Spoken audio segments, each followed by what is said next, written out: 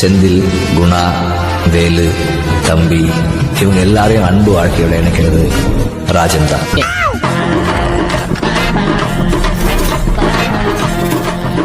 வணக்கம். இந்த யூடியூப் சேனலில் ஒரு நண்பர் எங்களுக்கு அடிக்கடிக்கு எங்கள் முதியோர் இல்லத்துக்கு பிஎஸ்டி முதியோர் இல்லத்துக்கு ஸ்பான்சர் பண்ணிகிட்டே இருப்பாங்க.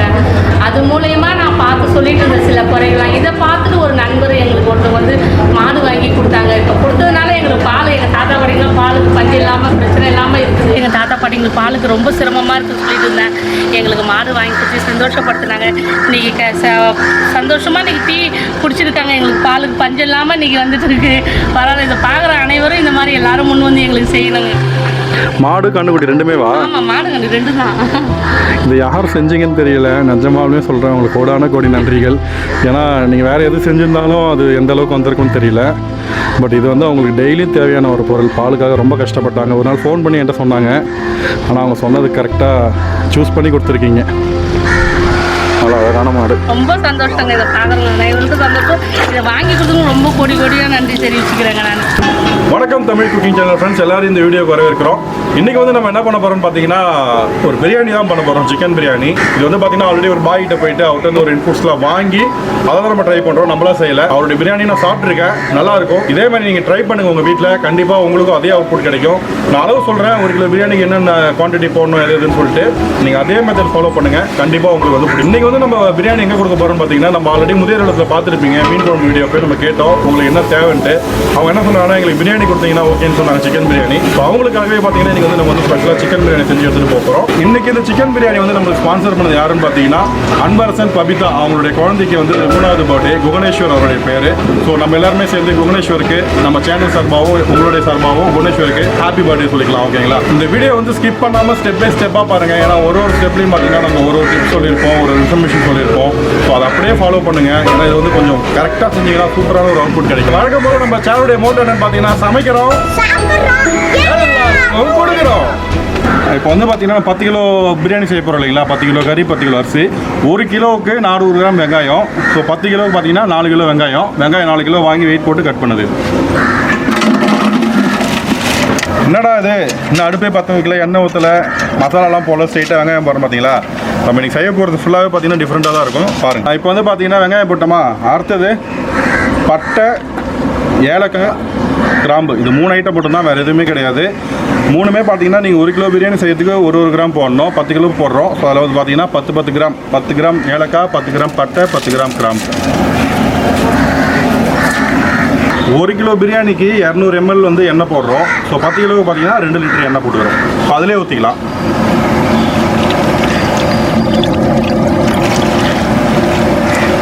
இது எல்லாமே ரெடி பண்ணிவிட்டு நீங்கள் அடுப்பில் ஏற்றினாலே போதும். ஒன்றும் அர்ஜென்ட்லாம் இல்லை.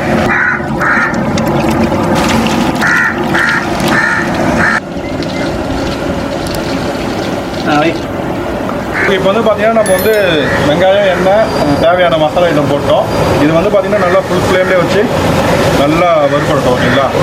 இது போட்ட அதே டைமில் பக்கத்துலேயே ஒரு குண்டால் என்ன பண்ணுறீங்கன்னா தண்ணி போட்டுக்கோங்க. இதில் தான் நம்ம அரிசி வடித்து அந்த கஞ்சி ஃபுல்லாக ரிலீஸ் பண்ணிவிட்டு இதில் போட போகிறோம். ஸ்டெப் பை ஸ்டெப்பாக பாருங்கள் என்னென்னு புரியும். 1 கிலோ அரிசி போட போகிறீங்கன்னா அதுக்கு 3 லிட்டர் தண்ணி தேவைப்படும். ஓகேங்களா? ஸோ நம்ம இன்றைக்கி 10 கிலோ அரிசி போட போகிறோம். ஸோ அதனால் 30 லிட்டர் தண்ணி ஆல்ரெடி பாயில் பண்ணிகிட்ருக்கோம். ரெண்டுமே சைமல்டேனியஸாக போடுங்க. இந்த டைமில் என்ன பண்ணுறீங்கன்னு பார்த்தீங்கன்னா நம்ம பாஸ்மதி ரைஸை ஊற வச்சுக்கலாம். ஓகே, அரிசி பார்த்தீங்கன்னா நம்ம ஃபஸ்ட்டு ஒரே ஒரு தடவை மட்டும் நல்லா அலசிக்கிட்டு அதை அடுத்த தடவை 2வது தடவை அலசாதீங்க, அப்படியே ஊற வச்சுக்கணும். ஓகேங்களா? ரொம்ப தடவைலாம் போட்டு அலசாதீங்க. அந்த மாதிரி லைட்டாக கிளறி விட்டு அலசினாலே அதில் இருக்கிறது எல்லாமே வந்துடும்.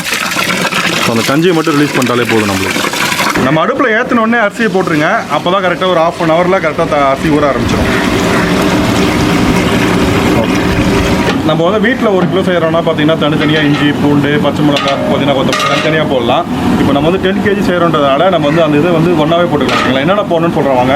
1 கிலோ செய்கிறதுக்கு பார்த்தீங்கன்னா நீங்கள் கொஞ்சமாக ஒரு கை அளவு புதினா, ஒரு கை அளவு கொத்தமல்லி போட்டுக்கிட்டு ஒரு 10 கிராம் மிளகா போட்டிங்கன்னா போதும். ஒரு 3 மிளகா 4 மிளகா போட்டால் போதும். நம்ம 10 கிலோன்றதுனால அரைக்கட்டு, பெரிய கட்டை இருந்தால் அரைக்கட்டு புதினா, அரைக்கட்டு கொத்தமல்லி, சின்ன கட்டை தான் ஒரு கட்டு வாங்கிக்குவாங்க ஓகேங்களா. இது ப்ளஸ் 100 கிராம் பச்சை மிளகா. இதுலேயே வந்து நம்ம என்ன பண்ணுறோம்னு பார்த்தீங்கன்னா இஞ்சி பூண்டு இதையும் மிக்ஸ் பண்ணிக்கிறோம். நம்ம இஞ்சி பூண்டு அளவு சொல்லிடுறேன். 1 கிலோ நீங்கள் வந்து செய்ய போகிறீங்கன்னு பார்த்தீங்கன்னா 100 கிராம் இஞ்சி 50 கிராம் பூண்டு போடுங்க. 10 கிலோவுக்கு பார்த்தீங்கன்னா அப்படியே 10 டைம் மல்டிப்ளை பண்ணிக்க வேண்டியதான். ஸோ 10 கிலோவுக்கு வந்து பார்த்தீங்கன்னா 1 கிலோ இஞ்சி 1/2 கிலோ பூண்டு இதுதான் அளவு. நம்ம வந்து பார்த்தீங்கன்னா இதில் வந்து எந்த விதமான கலருமே சேர்க்கறது இல்லை. ஆனால் பிரியாணிக்கு பார்த்தீங்கன்னா லைட்டாக அந்த கலர் வந்துடும், ரொம்ப ஒயிட்டாக இருக்காது. ஸோ அதுக்கு என்ன பண்ணணும்னு பார்த்தீங்கன்னா நம்ம தனி மிளகாத்தூள் தான் யூஸ் பண்ண போகிறோம், வேறு எந்த கலருமே ஆட் பண்ணல. சக்தி தனி மிளகாத்தூள் கிடைச்சா வாங்கி வச்சுக்கோங்க. ஸோ நான் சொல்கிற அளவு பார்த்தீங்கன்னா இந்த சக்தி தனி மிளகாத்தூளுக்கு கரெக்டாக இருக்கும். சப்போஸ் நீங்கள் வந்து 1 கிலோ செய்கிறீங்கன்னு பார்த்தீங்கன்னா 10 கிராம் அளவு ஓகேங்களா. இப்போ வந்து பார்த்தீங்கன்னா நம்ம 100 கிராம் போட போகிறோம். ஸோ அதையும் இதிலே மிக்ஸ் பண்ணிக்கலாம். ஓகே, இதிலே வந்து நம்ம வந்து பார்த்தீங்கன்னா உப்புமே ஆட் பண்ணிக்கிறோம். இன்றைக்கி வந்து பார்த்தீங்கன்னா நம்ம கல் உப்பு தான் யூஸ் பண்ணுறோம். கல் உப்பு வந்து நீங்கள் வந்து அளவு பார்த்து போட்டுக்கோங்க வீட்டில் போகும்போது. லாஸ்ட்டாக டேஸ்ட் மட்டும் எப்படி பார்க்கணும் நான் சொல்கிறேன் ஓகேங்களா. இப்போ இதுக்கு வந்து பார்த்தீங்கன்னா நான் ஒரு 5 கிலோவுக்கு அளவு சொல்கிறேன். 5 கிலோவுக்கு வந்து பார்த்தீங்கன்னா நம்ம கை அளவு தான் ஓகேங்களா. இந்த மாதிரி 3/4 கை இருந்துன்னா 5 கிலோவுக்கு. ஸோ 10 கிலோவுக்கு வேணும்னா 10 கிலோ போட்டாச்சு. இது போட்டுக்கலாம். ஒரு சில சால்ட்டு பார்த்தீங்கன்னா கழுவு பார்த்தீங்கன்னா டேஸ்ட்டு சால்ட் அதிகமாக இருக்கும், சால்ட்டினஸ்ஸு ஒரு சில கம்மியாக இருக்கும். நம்ம மிக்ஸ் பண்ணிவிட்டு லாஸ்ட்டாக டேஸ்ட் பார்க்குறப்ப கரெக்ட் பண்ணிக்கலாம் அப்படின்ட்டா. ஓகே, வெங்காயம் வந்து பார்த்தீங்கன்னா இந்த அளவு நல்லா ப்ரௌன் ஆகிற அளவுக்கு வறுத்துக்கோங்க. அப்போ தான் வந்து நம்மளுக்கு கரெக்டாக இருக்கும் ஓகேங்களா. இப்போ வந்து பார்த்தீங்கன்னா நம்ம ரெடி பண்ணி வச்சுருக்கோம் இல்லைங்களா மசாலா, இஞ்சி பூண்டு பேஸ்ட்டு, புதினா கொத்தமல்லி, தனி மிளகாத்தூள், பச்சை மிளகா இது அப்படியே ஆட் பண்ணிக்கிறோம். உப்பு நம்ம எதுக்காக எண்ணெயிலே போட்டு வறுக்கிறோம்னா அந்த கலர் கிடைக்கும், வேறு ஒன்றும் இல்லை. இப்போ பார்த்தீங்கன்னா தெரியும் உங்களுக்கு எவ்வளோ சிவப்பாக இருக்குது பாருங்கள். அது காரணம் என்ன பார்த்தீங்கன்னா நம்ம அந்த எண்ணெயிலே வந்து அந்த தனி மிளகாத்தூள் போட்டதுனால இந்த கலர் கொடுக்கும். ஸோ நம்ம வந்து தனியாக எக்ஸ்ட்ரா கலர்லாம் ஆட் பண்ணணும்னு அவசியம் இல்லை. பட் ஆட் பண்ணுறவங்க லாஸ்ட்டாக கொஞ்சம் ஆட் பண்ணிக்கலாம். அடுத்தது இன்னொரு செட்டு மசாலா. அதில் என்னென்னு பார்த்தீங்கன்னா நம்ம வந்து நார்மலாக வீட்டில் பிரியாணி செய்கிறப்ப பார்த்தீங்கன்னா நீங்கள் தக்காளி குவான்டிட்டி கம்மியாக தான் போடுவீங்க. பட் இந்த மாதிரி ஸ்டைலில் செய்கிறப்போ கண்டிப்பாக பார்த்தீங்கன்னா வெங்காயமும் தக்காளி ஒரே குவான்டிட்டியில் இருக்கணும். 1 கிலோவுக்கு 400 கிராம், 10 கிலோவுக்கு 4 கிலோ. ஸோ அதில் வந்து பார்த்தீங்கன்னா 1 கிலோவுக்கு 200 கிராம் தயிர், 10 கிலோவுக்கு 2 லிட்டர் தயிர் நம்ம ஆட் பண்ணிக்கிறோம்.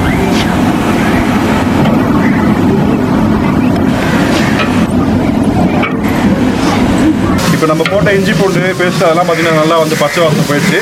உடனே அதாவது ஒரு 10 நிமிஷம் கூட இல்லை, 5 to 10 நிமிஷம் தான் வளர்க்கணும். உடனே பார்த்தீங்கன்னா தயிர் தக்காளி இதை ஆட் பண்ணிக்கிறோம்.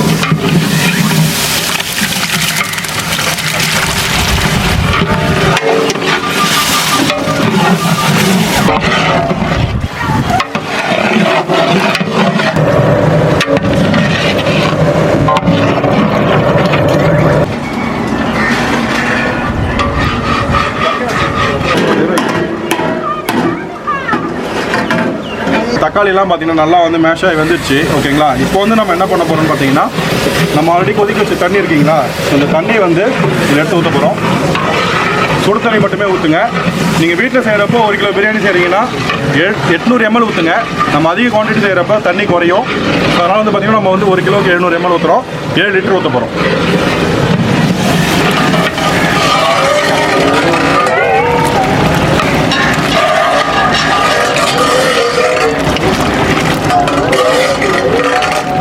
ஓகே, இப்போ நம்ம தண்ணி ஊற்றி முடிச்ச உடனே என்ன பண்ணிங்கன்னா லைட்டாக ஒரு கிண்டிட்டு அடி பிடிக்காமல் இருக்கிறதுக்காக தட்டை போட்டு மூடி வச்சுருங்க.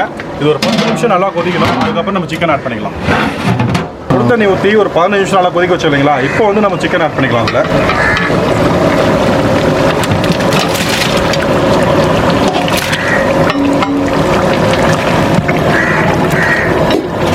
சிக்கன் ஆட் பண்ணிவிட்டு கிண்டிட்டு ஒரு சிக்கன் போட்டோம் இல்லைங்களா, ஹைலே வச்சு சிக்கனை வேக விடுங்க. இதே டைமில் பார்த்தீங்கன்னா போட்டுட்டு நம்ம தண்ணி சைடில் உள்ள போட்டோம் இல்லைங்களா, இது வந்து நல்லா கொதிச்சிட்டு இருக்கணும் ஓகேங்களா. நம்மளுக்கு கரெக்டாக கொதிக்குது. இப்போது இந்த அரிசியை வந்து நம்ம வந்து நல்லா ஃபில்டர் பண்ணி வச்சுக்கலாங்க. இப்போ பார்த்தீங்கன்னா தண்ணி நல்லா கொதிக்க ஆரம்பிச்சிச்சா, இப்போ வந்து நம்ம வந்து வடிகட்டி வச்சிருக்க அரிசி கொட்டிடலாங்க.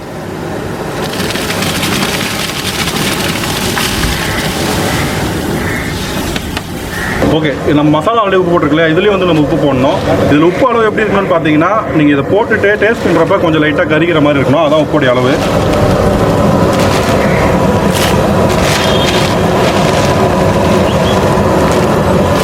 இந்த அரிசி வந்து பார்த்தீங்கன்னா ஒரு 50% பாயில் ஆனால் போதும், ஃபுல்லாக பாயில் ஆகக்கூடாது, ஒரு 50% தான் பாயில் ஆகும்.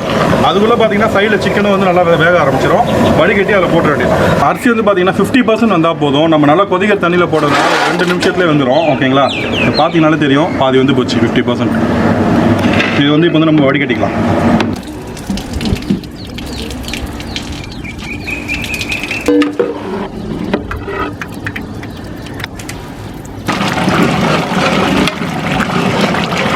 இப்போ வந்து பார்த்தீங்கன்னா நம்ம அரிசியை வடிகட்டிட்டு இருக்கீங்களா, சாதத்தை சென்டரில் கொட்டுங்க, நம்ம அதுக்கப்புறம் இது பண்ணிக்கலாம், சுற்றிலாம் கொட்ட தேவையில்லை.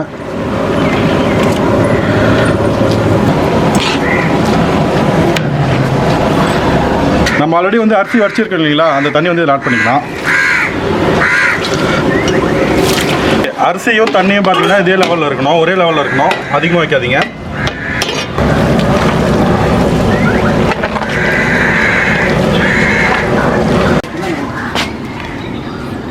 இங்கே பார்த்தீங்களா, நம்ம ஒரு ஃபஸ்ட்டு பார்த்தீங்கன்னா ஒரு 5 நிமிஷம் ஃபாஸ்ட்டில் வைங்க. அப்போ என்ன ஆகும்னா இங்கே சைட்லேருந்து புகை வரும். இங்கே பாருங்கள், தெரியுதுங்களா? ஓகே, சைட்லேருந்து புகை வரும். அப்போ வந்து பார்த்தீங்கன்னா நம்ம சிம்மில் வச்சிடலாம். ஓகேங்களா? ஓகே, இப்போ வந்து நம்ம வந்து சிம் பண்ண போகிறோம். ஓகே ஃப்ரெண்ட்ஸ், இப்போ வந்து பார்த்தீங்கன்னா பிரியாணியோடைய வாசனை வந்து அவ்வளோ அழகாக இருக்குது, சான்ஸே இல்லை, நல்ல ஒரு வாசனை இருக்குது. நீங்கள் வீட்டில் தம் போடுறப்ப நான் சொன்ன மாதிரியே பண்ணுங்கள். அரிசி போட்டு அரிசியை மட்டம் கட்டிட்டு தண்ணி லெவலும் அந்த சாதம் அரை பாயில் பண்ணி போட்டிருக்கோம் இல்லையா, அந்த லெவலும் ஒன்றா இருக்கணும். வச்சுட்டு ஃபுல் ஃப்ளேமில் வைங்க. ஃபுல் ஃப்ளேமில் வைக்கும்போது சைடில் பார்த்தீங்கன்னா புகை வரும். அந்த புகை வந்தவுடனே சிம்மில் வச்சுட்டு ஒரு 15 to 20 மினிட்ஸ் வைங்க. முடிஞ்சிடுச்சு, அவ்வளோதான். உடனே திறந்து பார்த்துடலாம். இப்போ நம்ம பிரியாணி இறக்கிட்டு எப்படி வந்துருக்குன்னு பார்க்கலாம். பிரியாணி பாருங்கள், வேறு லெவலில் வந்துருக்குது. அரிசி இப்படி எடுத்து ஜஸ்ட் அப்படி கட்டிக்குவாங்க ஃபஸ்ட்டு.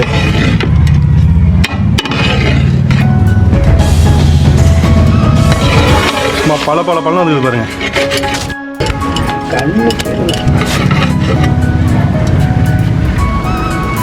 இல்லைப்பா, ஃபுல்லாக கிண்டக்கூடாதுப்பா.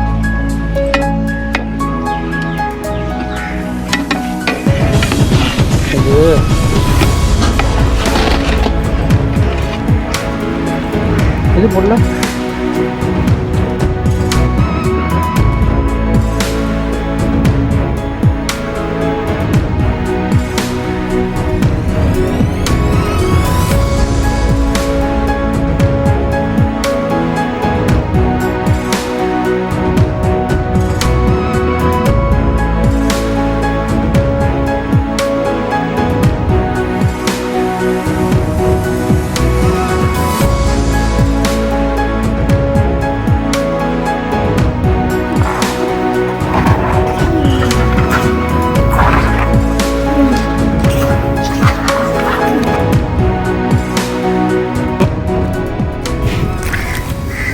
ஓகே ஃப்ரெண்ட்ஸ், இப்போ பார்த்தீங்கன்னா நம்ம வந்து பிரியாணி வந்து பர்ஃபெக்டாக செஞ்சாச்சு. அந்த வாசனை கொண்டு பார்த்தீங்கன்னா வேறு லெவலில் இருக்குது. நீங்கள் எல்லோரும் மூஞ்ச பார்த்தாலுமே தெரியும், அவ்வளோ சந்தோஷம் வாசனையிலே. சாப்பிட்டா இன்னும் 1000 வாட்ஸ் பல்பு மூஞ்சில் எரியுன்னு நினைக்கிறேன். போய் சாப்பிட்லாம். லெக் பீஸோடு ஆரம்பிப்போம் எல்லோரும்.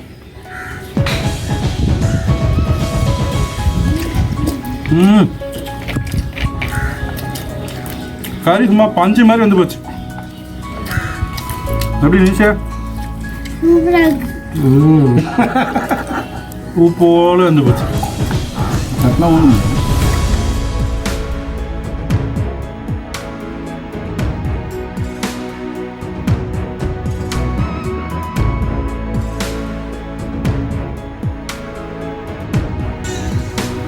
அப்படியே ஒரு பெரிய பைட்டா போயிடலாம்.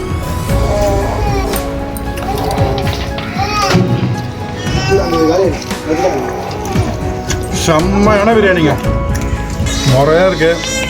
காரம், உப்பு, நம்ம பிரியாணி மசாலா கூட எதுவுமே போடல, வெறும் சில்லி பவுடர் போட்டோம். ஸ்டார்டிங்கில் கொஞ்சம் ஸ்பைசஸ் போட்டோம், அவ்வளோதான். அவ்வளோ அருமையாக இருக்குது. நீங்களும் கண்டிப்பாக உங்கள் வீட்டில் இதே ஸ்டைலில் ட்ரை பண்ணுங்கள். இந்த அவுட்புட் உங்களுக்கு கண்டிப்பாக கிடைக்கும். இந்த டேஸ்ட்டை நீங்கள் ஃபீல் பண்ணுவீங்க. எப்படி பாருங்க ரமேஷ்? அருமையாக இருக்குது. பல பூ மாதிரி கொண்டு கறி பல சூப்பராக டேஸ்ட்டாக இருந்ததால் காலி பண்ணிட்டேன். தப்பாக எடுத்துக்காதீங்க. பாருங்க, அப்படியே இப்படி வச்சு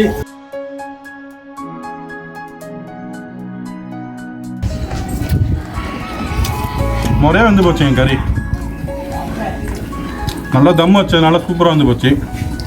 நீங்கள் சொல்லுங்கள் எப்படி இருக்கு? நல்லா இருக்குது. இந்த வாட்டி பார்த்தீங்கன்னா இது வந்து லேயர் பிரியாணி மாடலு. அதில் வந்து ஹோட்டல் பிரியாணி மாதிரி ஓகேங்களா. அதெல்லாம் வந்து மசாலாவே கிடையாது, வெறியும் சும்மா வீட்டு மசாலா வச்சு சிம்பிளாக செஞ்ச பிரியாணி. ஆனால் வந்து டேஸ்ட்டும் உங்களுக்கு அரிசியோட பளபளப்பு, அந்த கறி வெந்திருக்கிறதான இது, அந்த மசாலா இல்லாமல் குழந்தைங்களுக்கு பார்த்தீங்கன்னா ரொம்ப விரும்பி சாப்பிடுவாங்க. இது மாதிரி நீங்கள் செஞ்சு கொடுங்க வீட்டில் வர குழந்தைங்களுக்கு. இந்த குழந்தைய பாருங்க எப்படிடா இருக்கு மதிஷா? சூப்பராக இருக்குது.